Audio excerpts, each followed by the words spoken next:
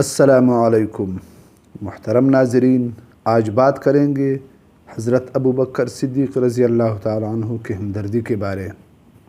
سیدنا عمر فاروق رضی اللہ تعالی عنہ سیدنا صدیق اکبر رضی اللہ تعالی عنہ کو ملنے کے لیے آتے ہیں۔ صدیق اکبر رضی اللہ تعالی عنہ اس وقت خلیفہ تھے۔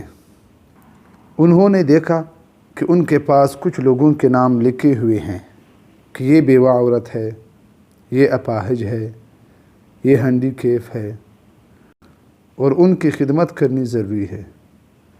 جنہوں نے ان کی خدمت کا ذمہ لیا ہوا تھا، آگے ان کے نام بھی لکھے ہوئے تھے، کیونکہ صدیق اکبر رضی اللہ تعالی عنہ فرماتے تھے کہ جو شخص دوسرے محتاج کی خدمت کرتا ہے وہ اپنے جسم کے گویا زکوٰۃ نکال رہا ہوتا ہے۔ ہم تو آج کسی کی خدمت اپنی ذمہ ہی نہیں لیتے، ماں کی نہیں کرتے، کسی اور کی کیا کرنی۔ تو سیدنا عمر رضی اللہ تعالی عنہ نے دیکھا کہ ایک بیوہ عورت کا نام لکھا ہوا ہے کہ اس کی خدمت کا کوئی کام ہے، مگر آگے جگہ خالی ہے۔ انہوں نے اس کا نام اور پتہ نوٹ کر لیا۔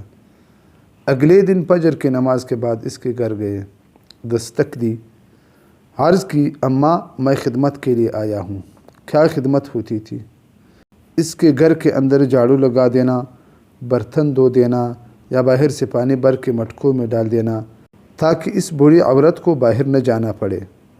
اس بوڑھی عورت نے جواب دیا، کوئی خدمت کرنے آتا ہے اور یہ سارے کام کر کے جا چکا ہے، اب تو مجھے اس کی ضرورت ہی نہیں۔ فرمانے لگے، اچھا اب میں فجر سے پہلے آ جاؤں گا۔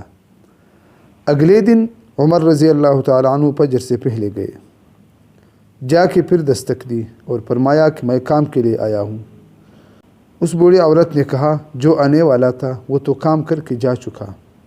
پھر انہوں نے اس بڑھیا سے پوچھا، اماں وہ کون ہے؟ وہ کہنے لگی، مجھے تو اس کے نام کا نہیں پتہ، میں نے تو اس کی شکل نہیں دیکھی۔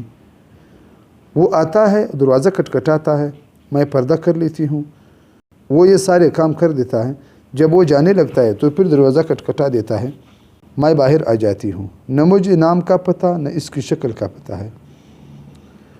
وہ بھی عمر بن خطاب رضی اللہ تعالیٰ عنہ تھے۔ فرمانے لگے، اچھا۔